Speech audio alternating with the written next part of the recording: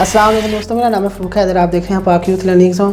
तो आपको वीडियो के थंबनेल में पता चल गया होगा कि कौन सा टॉपिक डिस्कस होने जा रहा है। वीडियो में इंशाल्लाह आपको सारा कंसेप्ट मिल जाएगा और वीडियो के एंड में सारा study material in the form of pictures मैं अटैच कर दूंगा और मेरी कोशिश होगी कि PDF बनाकर वो मैं अपलोड करके उनके लिंक्स भी मैं डिस्क्रिप्शन में मैं डाल दूंगा। तो आपसे रिक्वेस्ट है कि आप ज़्यादा से ज़्यादा चैनल को सब्सक्राइब करें और बेल आइकन के ऊपर लाजमी क्लिक कर दिया करें ताकि जैसे ही मैं कोई नई वीडियो अपलोड करूँ उसका आपको नोटिफिकेशन मिल जाए। और अगर वीडियो अच्छी लगे तो उसको लाइक कर दिया करें और शेयर कर दिया करें। कमेंट सेक्शन में मुझे ज़रूर बताएं आपको वीडियो कैसी लगी है। अगर अच्छी लगी तब भी बताएं, नहीं भी अच्छी लगी तो मुझे बताएं कि आप के ज़हन में अगर कोई सजेशन है तो मैं उसको और ज़्यादा बेहतर बनाऊँगा। तो चलिए लेक्चर का आगाज़ करते हैं। तो ये हमारा लेक्चर नंबर 27 है।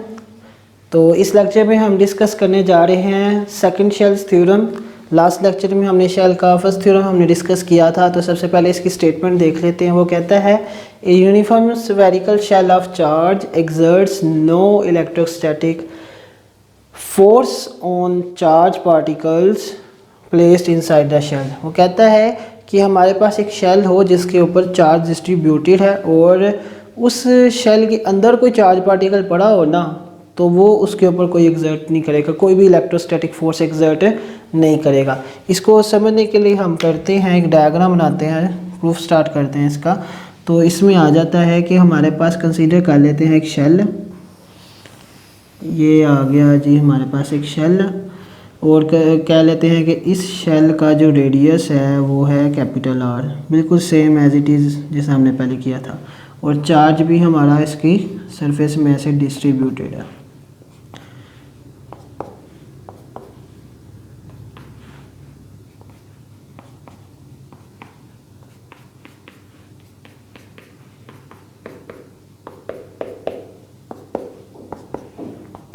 ठीक है, अब क्या करना है, वो कहता है कि इस तरह का अगर सीन हो और इसके अंदर यानी शेल है चार्ज डिस्ट्रीब्यूटेड है यूनिफॉर्मली और इसके अंदर कहता है कोई पार्टिकल हमारे पास हो चार्ज पार्टिकल, तो उसके ऊपर ये वाले जो चार्जेस है ना वो कोई फोर्स एक्सर्ट नहीं करेंगे।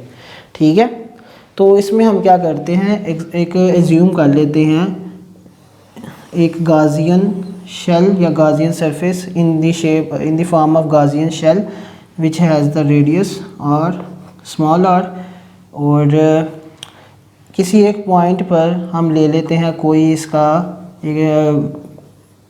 वेक्टर एरिया ले लेते हैं, क्योंकि शेल है तो इसकी सरफेस का हम एरिया ले लेंगे और इस वेक्टर एरिया की डायरेक्शन होगी DA की इस तरफ। ठीक है, n यूनिट वेक्टर जाहिर करता हूँ। और अगर हम देखते हैं इलेक्ट्रिक फील्ड इन सब की आउटवर्ड होगी, यानी इसकी भी आउटवर्ड, इसकी भी आउटवर्ड, सब की आउटवर्ड होगी, इसकी भी आउटवर्ड होगी। इसका मतलब the angle between electric field and vector area will be zero, क्योंकि ये दोनों क्या है, पैरेलल है। तो हमने एज्यूम करी Gaussian surface in the form of shell inside the charge shell. पहले हमने क्या किया था, आउटसाइड द चार्ज शेल। तो अब हम क्या करेंगे, इलेक्ट्रिक फ्लक्स फाइंड करेंगे। तो इलेक्ट्रिक फ्लक्स क्या होता है, phi is equals to integral of EdA cos 0 degree, क्योंकि ये क्या एक दूसरे के पैरेलल हैं। तो हमारे पास आ जाएगा EA, क्योंकि इंटीग्रल ऑफ DA हमारे पास एरिया होगा, टोटल एरिया। तो टोटल एरिया ऑफ किसका, गाजियन सरफेस की हम बात कर रहे हैं। तो गाजियन सरफेस का जो एरिया होगा उसका रेडियस R है, तो E4 pi R²। This is the electric flux for that Gaussian surface. अब हम क्या करेंगे, बाय गॉसेस लॉ। तो गॉसेस लॉ कहता था electric flux is equals to Q over epsilon naught. अब हम प्लग इन करेंगे इसकी वैल्यू इलेक्ट्रिक फ्लक्स की ये वाली, तो हमारे पास आ जाएगा E4 pi epsilon naught, sorry 4 pi small r² is equals to Q over epsilon naught. तो ये आ जाएगा E is equals to Q over 4 pi r² epsilon naught. अब हमारे पास 1 ओवर 4 पाई एप्सिलॉन नॉट वो किसके बराबर आ जाएगा, के के तो k into Q over R square आ जाएगा। ठीक है, अब ये हमारे पास आ गई क्या, इलेक्ट्रिक फ्लक्स की हमारे पास इलेक्ट्रिक फील्ड आ गई ऑफ दिस गॉसियन सरफेस।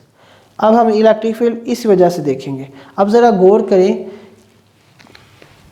क्या कोई चार्ज इस गॉसियन सरफेस के अंदर मौजूद है? नहीं है।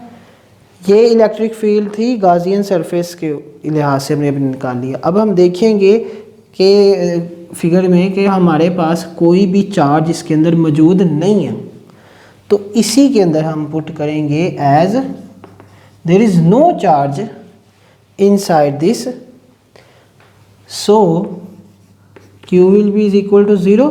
तो हमारी जो इलेक्ट्रिक फील्ड होगी वो क्या होगी कि Q की जगह 0 over R square, which is electric field हमारी 0 हो जाएगी।